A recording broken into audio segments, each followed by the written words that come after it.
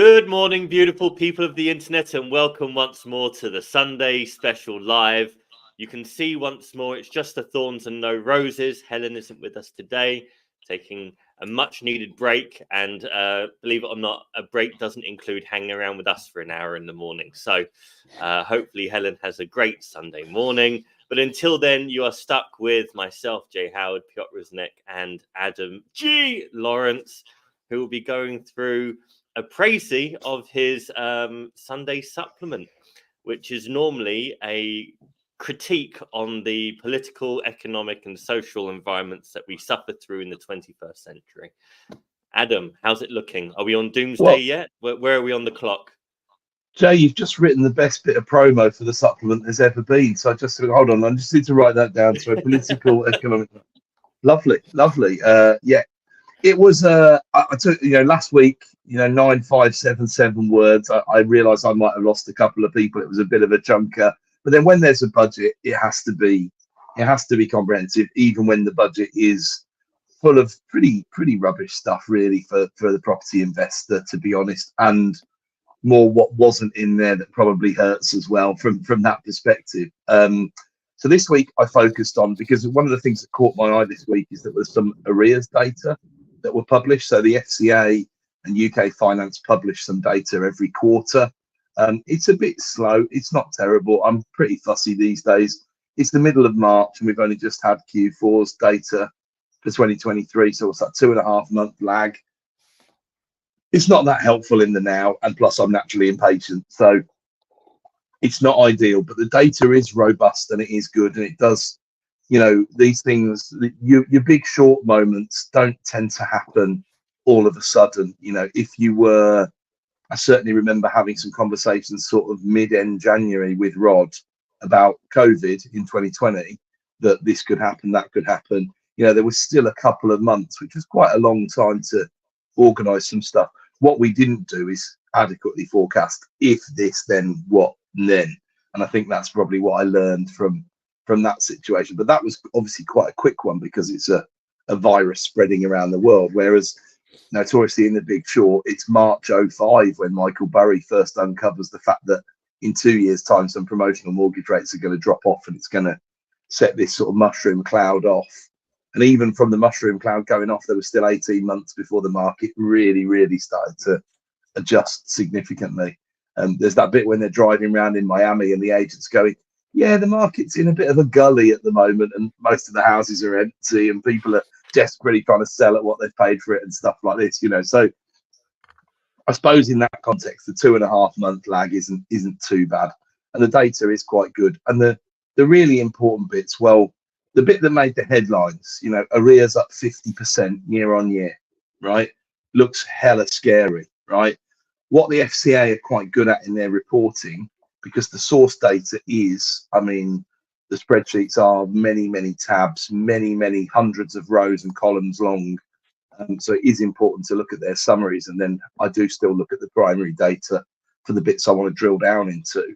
And I've shared an image this week where I did a comparison of 2016, 2023, 2009 and 2010.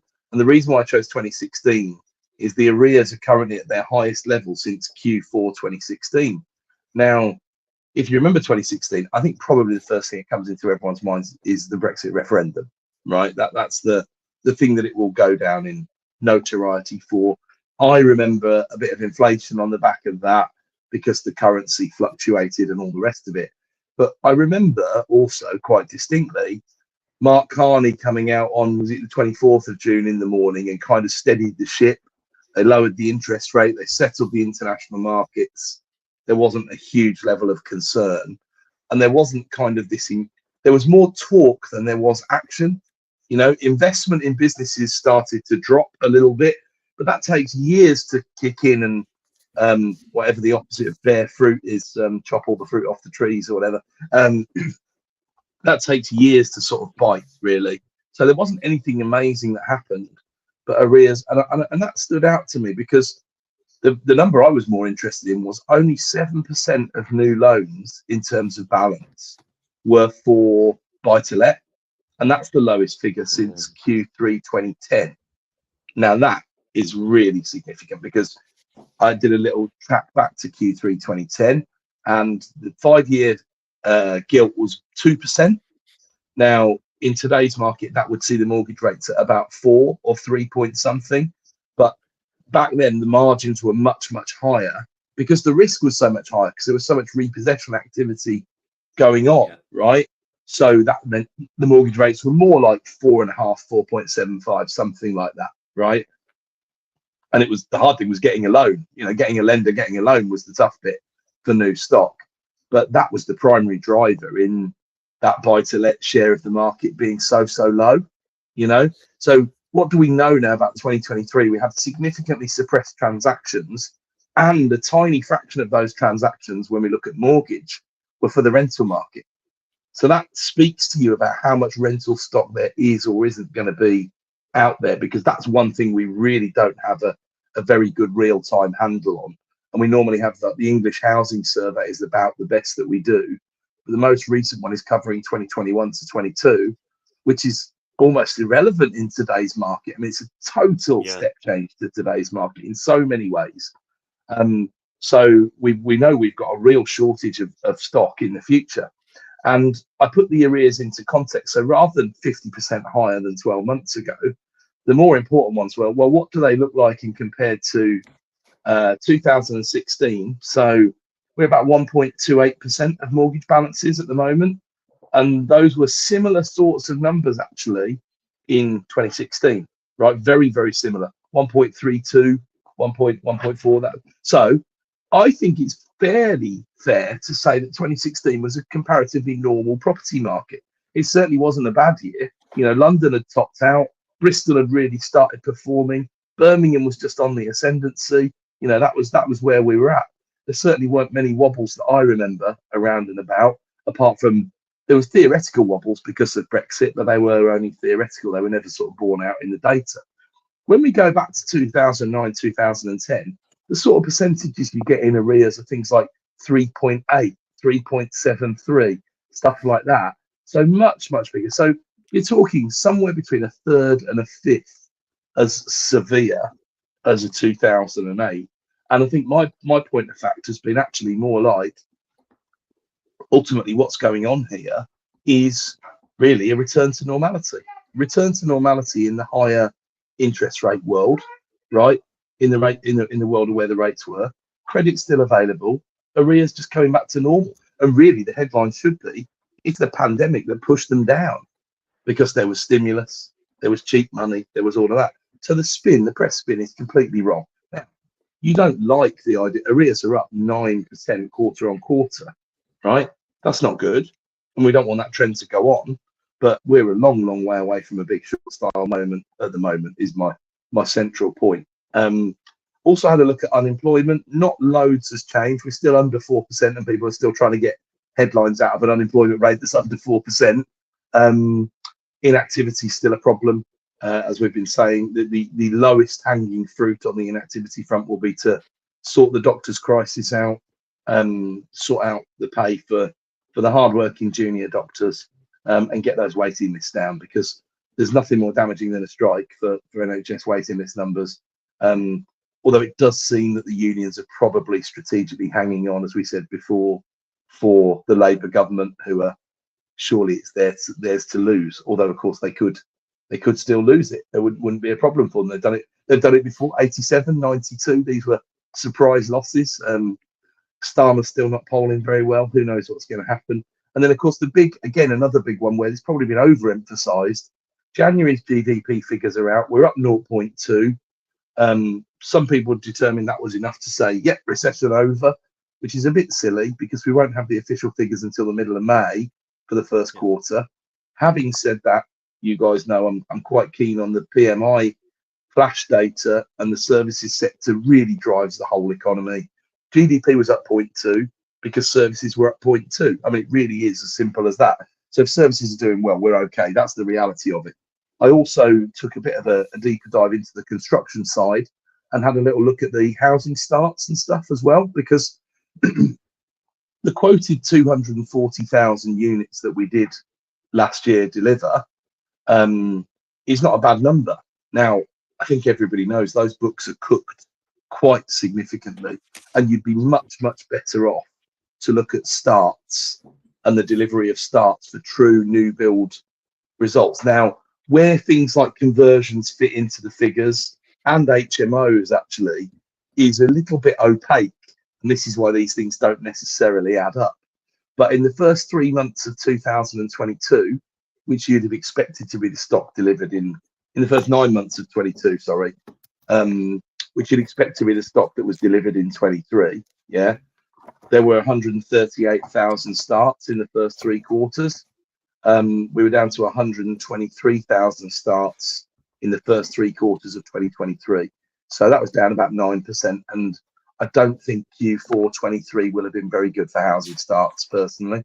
I think you'll see them come down a little bit more. So how many new houses we're really delivering versus what we need, especially with migration where it is, you know, the problem's just continuing to get broader and broader. And it was an interesting thing that maybe I didn't pick up on enough last week. The OBR, the Office of Budgetary Responsibility, made quite a big deal about real household disposable income per capita. Now, you had to get down to about page 83 of the 243 pages before they started making a big deal of it, because they prefer to use these metrics like GDP per capita, which I'm not keen on compared to what the households are really getting and doing. But of course, I care about the household a bit more because it's households that I rent property to. Whereas in the true macro sense of the economy, they determine that GDP is the better measure. But should we look at, this is not as clear cut as GDP per cap versus GDP. GDP per capita is clearly a superior measure, right, in terms of economic output, right? But real household disposable income versus real household disposable income per capita. Now, of course, you'd like both to go up, right?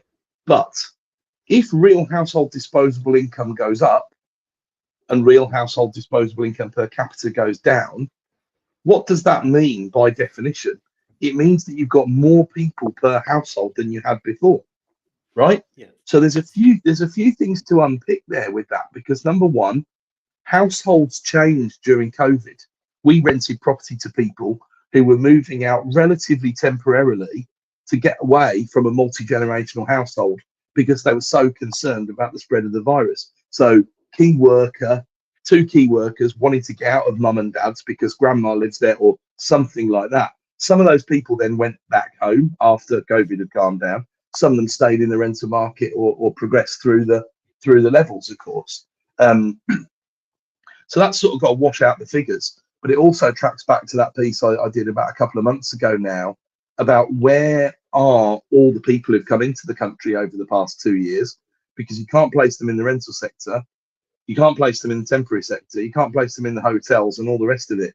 And there's a mixture, but I still reckoned we were about 650,000 people short. And if that number is any, and look, that's just my best efforts at analysis, but if that number's anywhere, even if I'm 100% out, and it's 325,000 people, yeah, those people have had to go into households to raise the average number of people per household, right? Now, what's relevant to paying the rent? The number of people in your household or the real household disposable income per head? Because I would argue if you've got someone who's moved in and they're working, even if you're not quite as well off as you were, you're better off as a household because it's cheaper to live with more people. Now, I'm solely talking from an economic perspective. It's harder, it's less enjoyable. That's why, you know, the UK culture has trended away from, it's been trending down in number of people per household since the war. And there's all sorts of reasons for that, including further emancipation of women, including all sorts of different factors. Cultural factors have driven towards it. Far fewer people getting married, far more people getting divorced, etc., etc., etc. All of that. Now, has that changed since COVID? Has the pandemic changed that overall culture of the way things work these days? I argue not. It's unlikely to have changed things. So this is going to return over time. You know, I don't think the UK suddenly becomes a multi-generational household like in Italy or a Spain or something like that. I don't see it. I think there's a lot of merit actually in living in a multi-generational household, because you can save so much money in terms of your outgoings. There's no two ways about it. You know, I think these days, when you look at, by the time we get on here in a couple of Sundays' time, minimum wage would be £11.44 an hour. And if you work full time on minimum wage, you'll be on nearly 23k a year, right?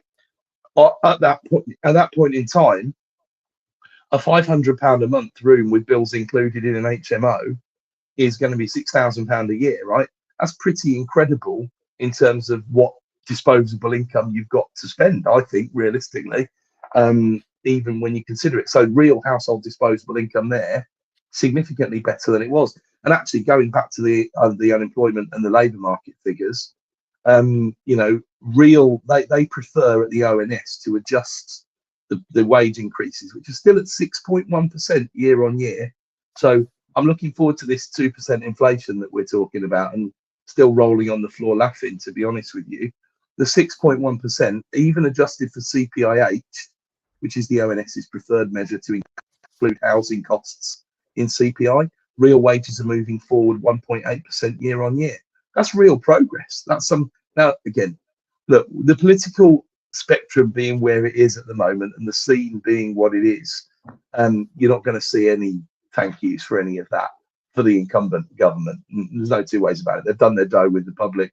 It's going to be really, really, really, really difficult for them to do anything other than get battered.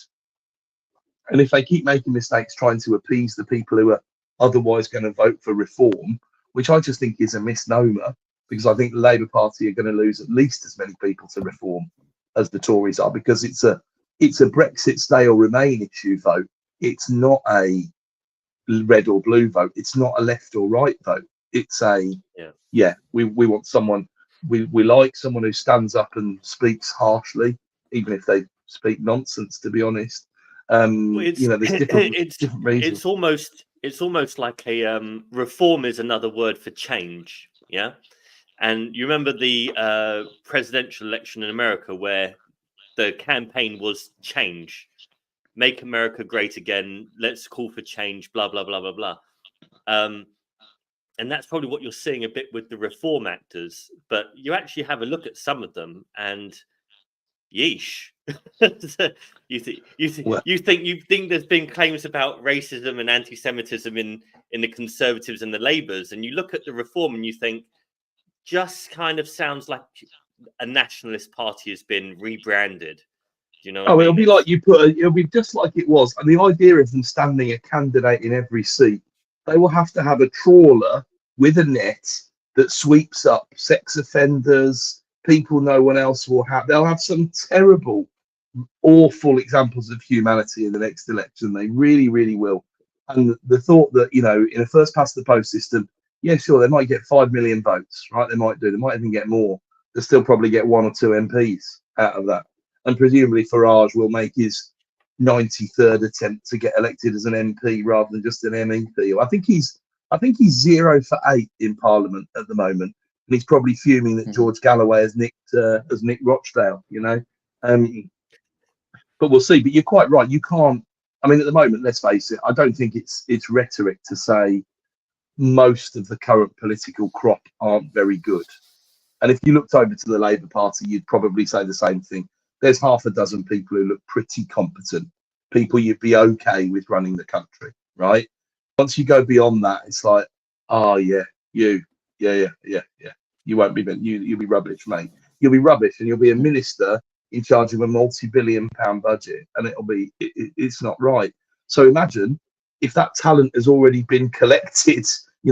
If you can only manage the defection of Lee Anderson, right, a man who 6 or 7 weeks ago said that Richard Tice was like a pound shop Nigel Farage, and now he works for both of them and is the one reform. I mean, a man who's changed his political parties more than, I think he's probably the record holder in terms of length of time. He just needs, I don't know if he's ever been a Liberal Democrat, but the point is, sure enough, he looks like he's off Phoenix Nights or something, doesn't he? He's a bit of fun from down the pub, but this man as a member of Parliament for the United Kingdom is a sad state of affairs. And the thing is, 30p Lee will be one of the best ones they get, like you just said. He'll be really good for reform, because the rest of them are going to be.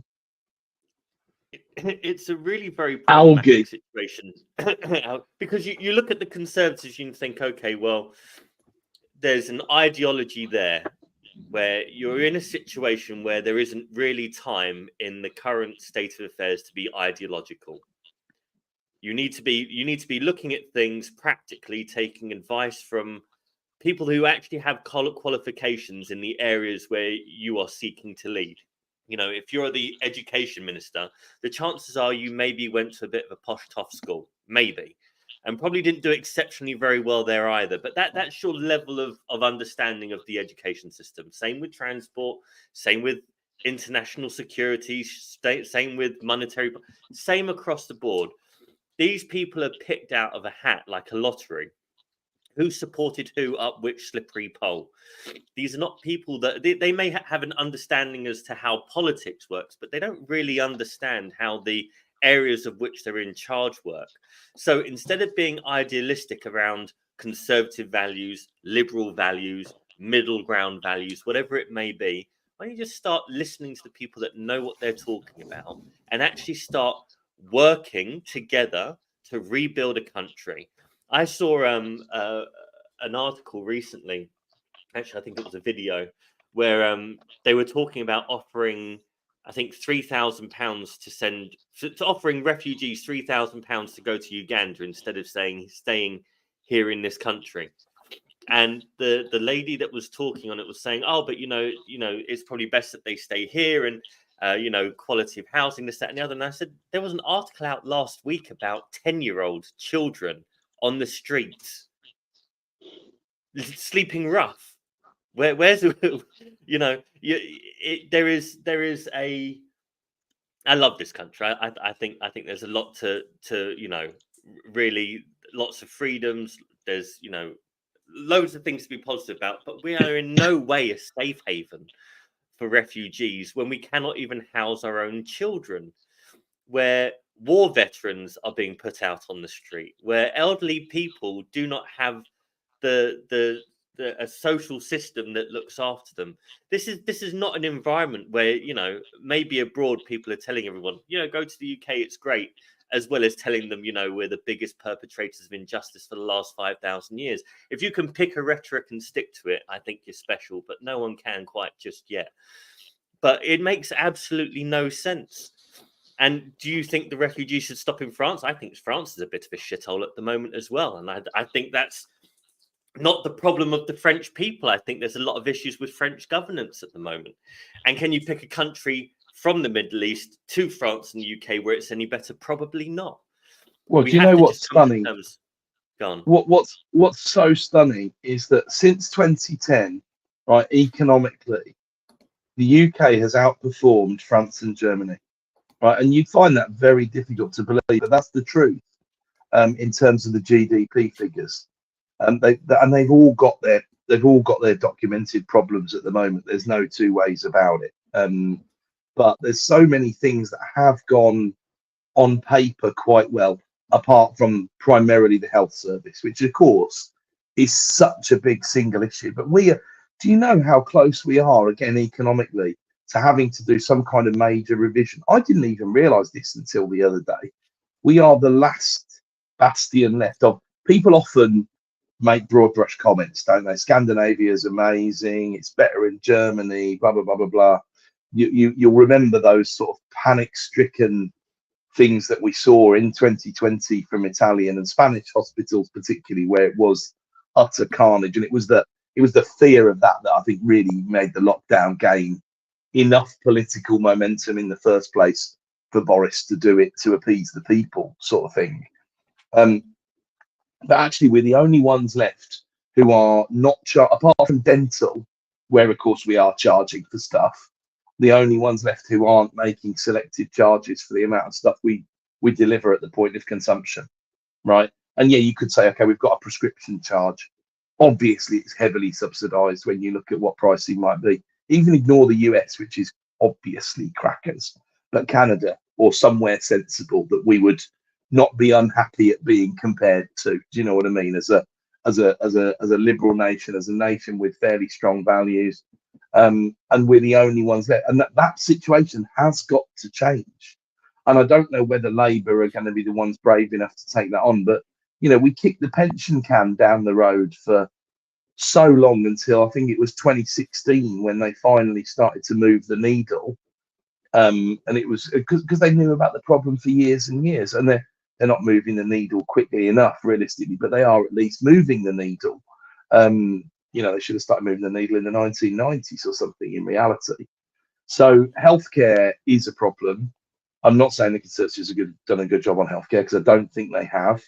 But I think, and the outcomes were a lot better over the last Labour administration.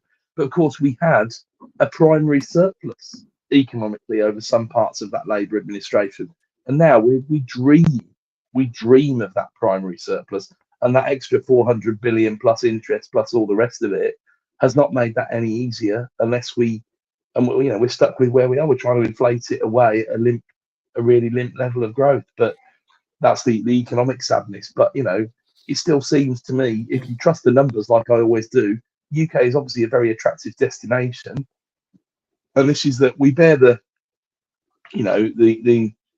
baggage of we've got the number one language of business in the world, the number one language that people want to speak. So of course people want to be here. And despite us thinking, oh, it's terrible, and yes, I totally agree with what you're saying about 10-year-olds on the streets and stuff like that, utterly heartbreaking. The move up in temporary accommodation numbers in the past 12 months is one of the great secrets that is hidden out of the media and desperately needs addressing. And on a personal level, for the little bit that I'll be able to do, I'm getting involved in some temporary projects at the moment, and I'm not shy in telling you the commercials look okay. They're not amazing, but they stack up, and the social impact should be huge. And I'm really, really keen on that. And I'm also, to an extent, a little bit fed up of trying to provide quality private rental sector accommodation and having tenants with unreasonable expectations. Not that I expect them to be grateful. Of course, from their point of view, I do understand it. They're sitting there thinking, God, rent's gone up so much. This isn't fair. But again, it's mostly ideologically based rather than factually based. When you look at historical context of rent, there's just this idea that rent shouldn't go up. It's like, it just doesn't work like that, guys. Because even on the official figures now, repairs and maintenance are up 33% over the past 4 years. And I don't think it's that low, that inflation number, if I'm honest. But that's the official government figure, which of course is well above inflation increases, rent increases, and there's plenty of other property related stuff that's up more than inflation. But yeah, we'll see, won't we? Time will tell, and it won't take long for us to tell. We've got a comment from Guy, and asks a question. It seems insightful like we as always. November general election. I wonder whether you gentlemen would like to offer an opinion if you think Trump victory, which betting odds are currently favoring on the 5th of November, would improve or disadvantage the Conservatives' electoral chances on. I mean, you have to play the propaganda game here, and at the moment, Trump is hands down winning because he's playing the fear card quite well, right? His opening gambit is almost, if I was still in power, Putin wouldn't have invaded Crimea and Ukraine. That's it. That's what he's saying. He's basically put me back in charge, and all these trillions of pounds that we're sending overseas, that stops, because when I'm back in charge, these lunatics in Europe and the Middle East will wind their necks back in. That's essentially what he's saying. On the flip side of the terror card, he's also playing this guy can't remember that his own son passed away and how it happened, which is a sadness in itself, the fact that he actually cannot remember these things. But you have to think, Joe, as much of a diamond as he was and how political savvy he was 20, 30 years ago, he's in his mid-80s. The fact that they haven't been able to put someone on the Democrat side to actually put a real opposition against Trump is the real crime here. Expecting Joe to do it is a bit of a loose for me. It's interesting, isn't it? Because this speech that he delivered, I don't know if it was earlier this week or late last week now, I don't know what sort of juice they pumped him full of to make him seem coherent and workable. But you would, I genuinely think there'll be some pretty serious cocktail of some kind of performance enhancement that's gone into making that happen. because the other stuff, like Jay said, it's not edited.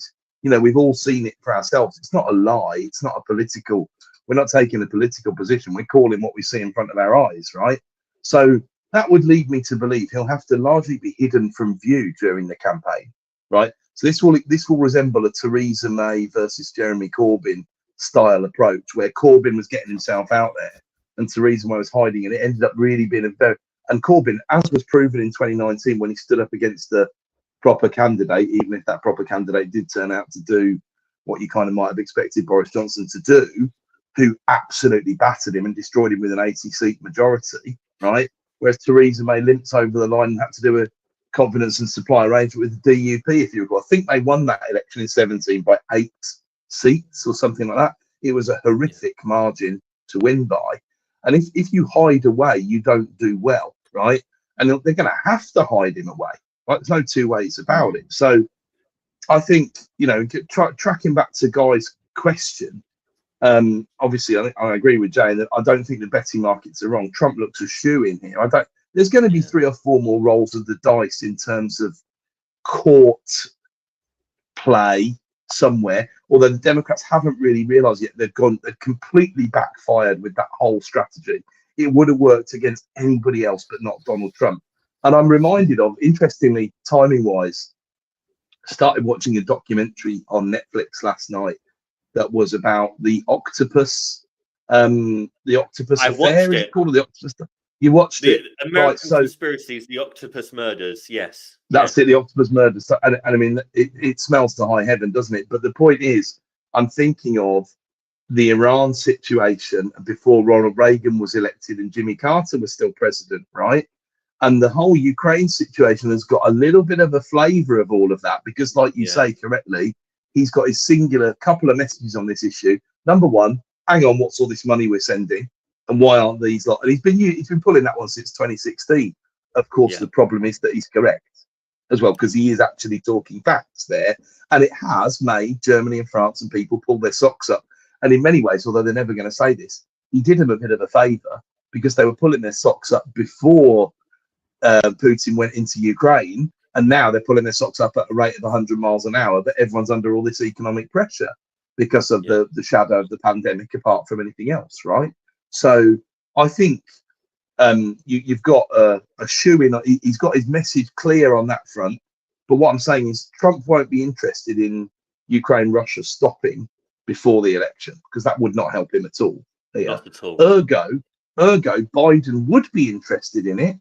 However, I don't see any higher level strategy from the US that is making any moves in that department to donate more resources for the moment, although, of course, that would be politically unpalatable. So the Dems are stuck in a bit of a rock and a hard place on the Ukraine scenario, and that's going to favour Trump. I think he's obviously prone to trying to appease the far right of the party, which is just such a big mistake when you're a middle of the road by definition, right? Cameron, by all accounts, and the best stuff I've read and heard about David Cameron is in Rory Stewart's book, which I'm listening to at the moment, which is called Politics on the Edge. Really good book, and talks quite frankly about how Cameron alienated people a little bit and was a little bit autocratic in some of the things he was doing. But he did do some very good progressive stuff like gay marriage and things like that, right? He annoyed almost everybody in the party. But ultimately, what took him down was Brexit. He wasn't, going to get knifed. And he'd been the leader of the Conservative Party for about 8 years by then, which in today's world looks like 4 terms for a Conservative Party leader, if not more at the moment. And that's not changing anytime soon, probably. So Sunak will just about hold on for 2 years if he does the election in mid-November, as Guy says. So where's that all gonna end up? And will Sunak just lurch and resort to the populist side, which isn't his natural home? He doesn't look comfortable defending Rwanda.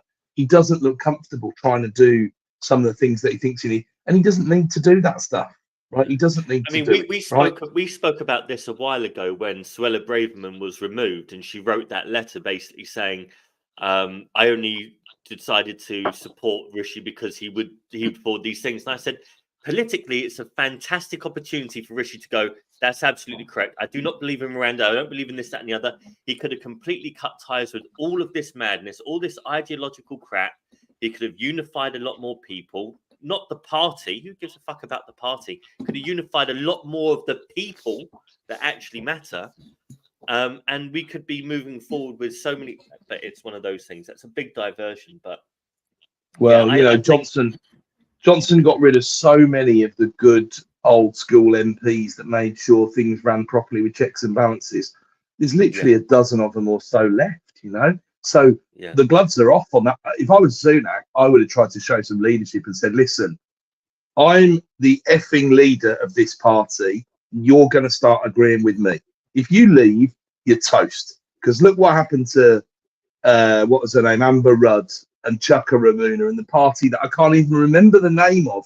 And that had more traction than anything else for the last, apart from UKIP and the further. Remember, UKIP's a 20-25 year legacy thing now, isn't it? You can rebadge it and call it what you want, but it's still UKIP, and it's still got Farage behind it. At the end of the day, it's reached probably. We know that its top level of votes is 15%, and we know that those votes don't just come from the Conservative side.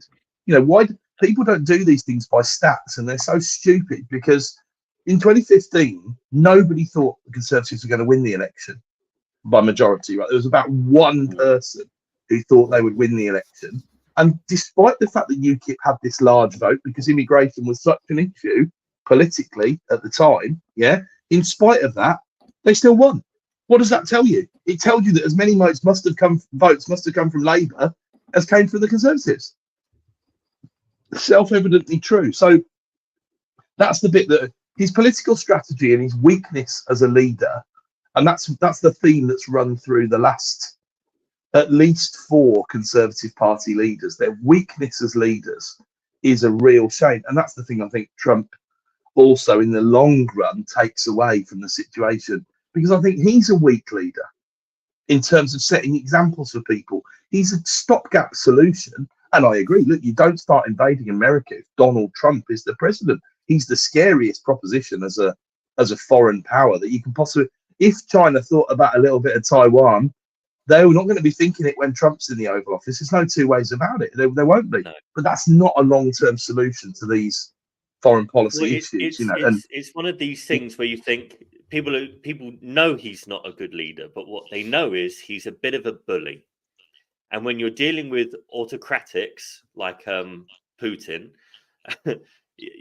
you need a bigger bully in the yard to tell them to stand down. And in terms of nuclear power and sheer aggression, that's what Trump offers. I mean, the other thing to look at on the Trump Biden thing is if you said if Biden does get in, he would have to be stepped back a little bit. The Americans hate that, because the Americans do what most people do when they have lots of guns, is they walk into conspiracy theories like it's a logical debate.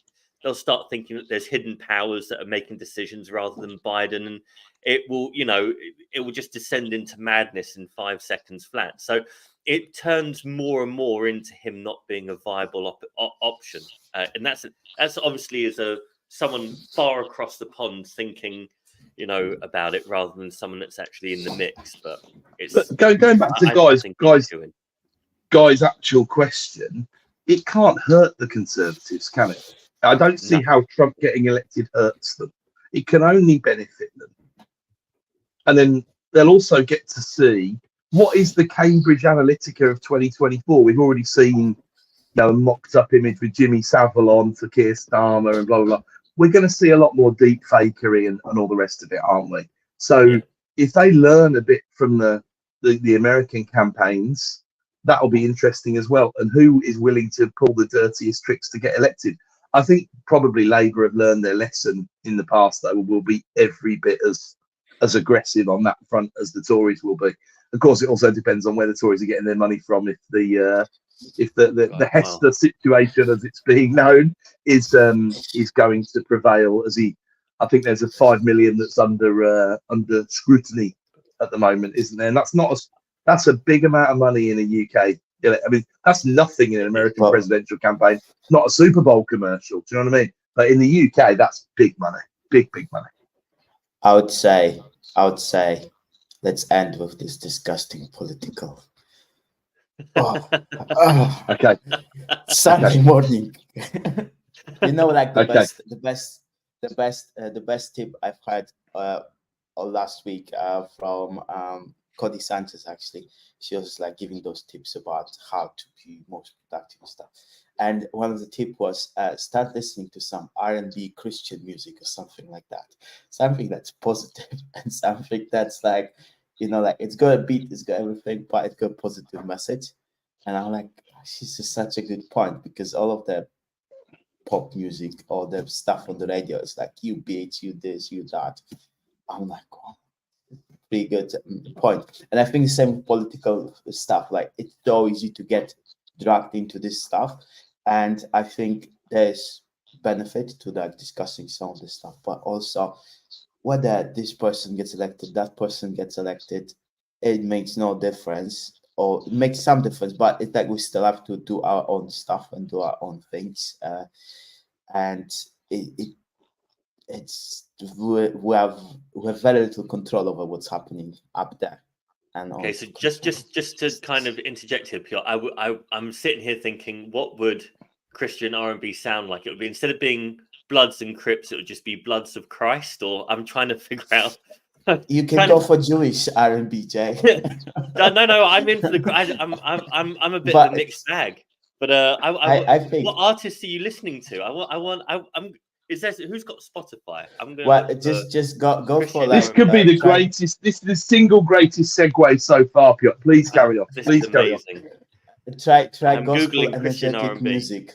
No, go for gospel energetic music, or Christian something like this. This R&B is a and Christian gospel. I'm here. I'm looking for it. What have we got here?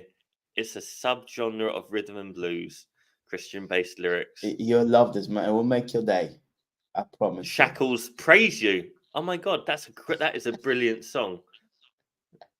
Mate, 10:01. I'm all over it. But just to close the political bit with some positivity, right? Yes. Again, remember that when we get that election date announced, right? And I'm very much on board with what Guy said. When we spoke about it a few weeks ago, when Guy was on the channel, we said September or November. We kind of came to that conclusion, and November definitely looks more likely. For the reason Guy said, for the reason that they'll probably want to do the conferences, right? If it is November, I think there'll be a reasonable lead-in time, because they'll have the conference side anyway, and they'll want to use the whole of the summer to campaign, right? So I don't know whether Parliament will even sit in September, which will have some interesting consequences for legislation that's in the pipeline, in terms of leasehold freehold reform, in terms of renters reform bill, in terms of everything else that's in the mixer at the moment, in terms of changes to service accommodation law and all the rest of that. All of it's in the mixer to definitely not be done at the moment, because it's nearly Easter, guys, apart from anything else, right? But I'll tell you one thing for sure, right? Before the election, there'll be uncertainty. There probably shouldn't be much uncertainty, because whoever comes in isn't going to do anything radically different. Rachel Reeves knows to get Labour elected, she's going to have to pretty much pledge to do the same fiscally as the Conservatives do, even if what they've done fiscally over the last however many years hasn't been very clever, right? Because that lives rent-free in people's heads. Labour don't look after the public purse. Imagine what will be happening. Look, remember what happened last time when they left a note in the Treasury saying there wasn't any money left? That's the thing you'll be seeing come out. There'll be post-its on places saying, "Yeah, none left, mate. Good luck, George," or whatever. So whatever happens, there'll be uncertainty. There probably shouldn't be that uncertainty, and whatever happens when we get to the election, there'll be stability. Right. So when we get to that stability point, don't bother being uncertain and waiting for that stability point. You don't need to. What you need to do is be greedy only when others are fearful. Let's channel the uncle. You want some positivity? Here comes the Uncle Warren. Rule one, never lose money. But rule two, be greedy only when others are fearful. And that opportunity, my friends, is going to avail itself of us, because it always does around election time. So be ready, be strong, bite down on the gum shield, crack on, head down and drive. It's going to be a phenomenal purple patch for opportunities, that is. And if that's not positive, Piotr, I don't know what is. But I'm going to start trying to release some Christian R&B songs. Definitely.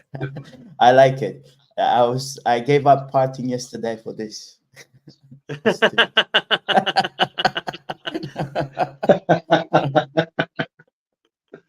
Super. Friends were convincing me to go out and party with them, but I said no. This is Sunday special in the morning. I'm doing this. I want to be upbeat, positive. Legend. No, sounds great. But one of the things that I just googled on YouTube, actually, energetic gospel music, definitely a way to go. That's got a few playlists lined up already. Suggested, yeah. Teeing up the YouTube in the background. Yeah. Do you know what? Like in 2011, when I started working in property, I worked with my boss, and we had this one client who came over from Philippines. It was a pastor, and this pastor wanted to set up his church. He already had a church of some Jesus Christ church in Philippines. That was basically, they were doing the best performances ever. And basically this guy wanted to get a house that would also be used for the church in Bishop's Avenue. So we were looking for him and showing him some of the properties there. But basically he invited us to his church performance on Sunday. That was the best 2 hours of my property life, because basically everyone there was so upbeat. They were just singing all the time, and I came out and I was like, this is great. And I'm not very much into going to church, but that was a positive experience. So they almost converted you, Piotr. That's how they do it. It's like turning up to those educational events where they make you stand up and dance and do shit like that. Makes you feel good. So you want to come back. You want to stay. Yeah. But funny enough, I was also invited by another property person to a Muslim event as well, and they tried to convert me as well. And I went to quite a few things, adventurous things. I'm still here, so with my own beliefs. Anyway, there's another big segue coming in a minute. I'll say I might have to invoke the inner Peterson if we're going there. I'll tell you. I don't mind. I don't mind. I think do it. I think that's we haven't had him for a while now. Do you know what? I did a bit of research some time back about the 1990s, because that was what I believed this whole inflation cycle was going to look like, right? And then Alistair Campbell and Rory Stewart did the great service of interviewing John Major on their Rest is Politics leading podcast, right? And those were great episodes, because what that tells you is maybe a little bit about conservative values and what he thought conservative values were at the time. And I'd be really interested, I'm talking big C conservative, right? I'm really interested to hear what people think conservative values are these days, right? Because his point was, John Major, for those who don't know, Chancellor and then PM after Margaret Thatcher, won an unlikely election in the middle of or near the tail end of a pretty horrible economic situation. Didn't have a good handle on Europe. Didn't have a good handle on the central banking situation. It was really the cock up around Maastricht and everything, and the ERM, the exchange rate mechanism, that led to the Bank of England becoming independent, which was a positive move forwards from all of that. And I think George Soros trousered something like 1.7 billion from that day, or something obscene like that. But basically, the market knew more than the elected politicians, right? But he grew up in very modest surroundings, right? But it was always conservative, and he was conservative because he believed in hard work and he believed in looking out for yourself. And if you went, Peterson rule 1 of 12 rules for life, make your bed in the morning, tidy your room, look after yourself before going out on protest marches. And that's still, since reading and hearing that resonates so much with almost everything I see on a daily basis, because sometimes it's not even that easy to remember to make your own bed, which is why the 12 rules for life are at least worth a cursory glance, even if you don't like Peterson and you want to try and make him some kind of political figure that he's really not, because he really doesn't take a position. He's a heterodox, so thinks for himself, and doesn't mind upsetting a few people. But I wonder, if you polled the country today, do Conservative values still stand for the same thing? What would Labour values have been in at that point, and what would they be seen as being now? Because they've lost the working class, haven't they? Realistically, and they're into the liberal middle class. Really, is sort of where they're at. But I don't know, and I don't know who would embody. Peterson is seen and called by some as embodying Conservative values because he still believes so strongly in that personal responsibility. And Cody Sanchez, as Piotr mentioned, or a whole raft of other relatively inspirational, either North American or UK commentators, they pretty much all bang that drum, don't they? You've got to do it for yourself. You've got to sort yourself out. I don't know who the influencers are who would influence you to vote Labour and what their values would be, to be honest, as you get into that. I don't know if you guys have got any thoughts on that. I think the Labour now is mostly like ideological about things that same-sex marriages or things like that, like about those things that are not necessarily to do with the real, like that. Those are real life issues, but they're like kind of seen as a little bit detached from the typical issues that Conservatives would address. But that's the problem, isn't it? Because the low-hanging fruit on that stuff has been done, really, and now you're into the very, very, very thorny, very low percentage of relevance, trans situations and stuff like that, and that's not a political debate you want to get into. Well, at the moment, Labour they don't really. I don't know what they actually stand for. So I think your point is actually pretty good. What are the Labour values? But what they are doing is they play populism fairly well. They've got someone that's leading the party who, in my view, is he's Captain Hindsight. There's nothing proactive about him. He just reacts to what's going on. Their benchmark at the moment is what these guys are doing is broken. It's not working for the country. So we're an alternative. Not even we're the best alternative, let alone not putting themselves out as an alternative. They should be just saying they're not working for you. We can. And this is how we can, because they're not doing that either. I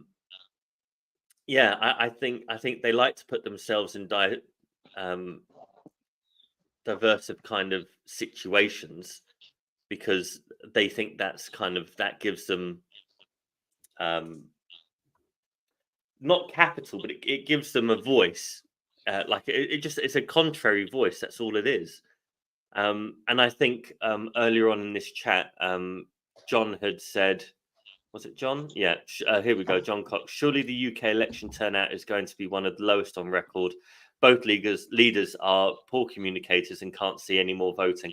There has to be, in a democracy, a threshold upon which you can say that a voting populace has actually voted. There has to be a percentage of voting people that fit within the voting right, so 16 to whatever, to say that there has to be X number of representation, so a percentage of the population that has turned out to vote, for this vote to actually mean something. Because if only 25% of the country reach out and vote, and then an entire government is formed around that, where is the democracy? Where is the representative voice? So what would happen if that vote isn't meaningful, and then what will happen? Still got there is no threshold for a quorum at the moment in the UK. No. But your point is also right, Piotr. What happens if there isn't a threshold? Is there a zombie government existing that stands government in place? Yeah.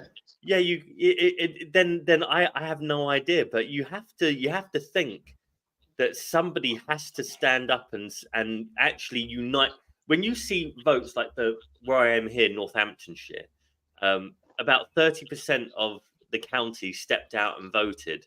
I mean, the lady who got into that was voted in. I voted for her, so I'm not going to argue the toss. But that can't be true representation of a group of people if only a third of them turn up and say aye or nay. And you know what, Jay, as well, most of that is a third of those who are registered to vote. So yeah, just the last election, right, when there would have been more than 50 million eligible adults in the UK to vote, 40 odd million were registered, and 2/3 of those turned up. And 2/3 is not a terrible turnout. I mean, the better general elections are more like sort of 70%. But we could have a really low turnout here. There's no two. But the only way to really combat that is, legislate that you have to vote, which of course some democracies do that. And it would be really interesting if they did do that. Well, that's what Australia did. That's right. It's Australia. It's almost it's a criminal offence if you're of voting age and registration and blah blah blah to not vote. And I don't think we need anything quite so aggressive. But there should be no incentive to vote, as there should be no penalty to not vote. You should vote because you have the freedom to vote. Where you're in a free society where you're able to vote, there are places on the planet where that is not even an option. I think, though, people have lost all sense of context with things like that, because if you look at, a comparatively hostile environment with all sorts of chat about sending people to Rwanda and the economic malaise that we've talked about over the past few years in the UK, how do you reconcile that with basically a trebling or at least a doubling or 2.5 times immigration? Well, because people don't understand context, and they don't understand that the pandemic has brought bigger pain to a lot of the rest of the world than it has to the UK. But because we're used to living in our little bubbles and all the rest of it, we don't see it for ourselves. We don't make our own bed before we invite to try and comment on other people's. Absolutely. I think there's got to be some pretty techie solutions to some of this stuff in the future, because go on another 5 years and we'll have, if Elon has his way, we'll have microchips implanted into us or whatever, and that should be good enough for biometrics in terms of voting patterns and stuff like that. And it really would change a few things, wouldn't it? It really would. I bet the big tech companies must lobby for voting via social media, something chronic, because the amount of revenue they would drive from it would be obscene. Wasn't there a Black Mirror episode of? I just remember seeing memes about it, where they vote. Yes, I've seen that, but but then again, the court of public opinion isn't an unbiased, unfettered, well-educated, well-informed environment at the same time. It has its bellwethers, of course, but by and large, you go back 300 years, the court of public opinion would have had most people strung up and hung or stoned or whatever. So it was the checks and balances that were put into place over the last 300 or 400 years that have removed a lot of that pitchforking attitude that a carousal of human beings can create in a very short period of time. But on a positive note, because we do like our silver linings and we'd like to make Piotr smile and enjoy the rest of his Sunday, we're all in it together, people. Lest us not forget that this is an existence that we share. So let's try and think of things that bring us together rather than divide us, things that build us up than break us. Let's think positively for the future. Remember, if you want to make a change, you have to be proactive. And it does, as Adam, via the great and powerful Georgian, is you have to start with yourself. You have to take that personal responsibility. The aircraft is a very, very dangerous but simple environment. If those air masks come down, you affix yours first before you attempt to do someone else's. Because midway through trying to fix someone else's mask, you pass out, they pass out, you've done no one any good. So that's the positivity. Let's focus on the fact that things that draw us together, let's work on this together. We're all in it together. That should go viral, mate. If society listened to that, it'd be so much of a better place. So much. Amazing. So on that positive note, let's go and listen to some gospel music. That's it. The Christian R&B is calling. Thank you, everybody, for tuning in, as always. Your comments were Amazing. great And today. Thank you. yeah, thanks everyone, and see you next week. See you next week.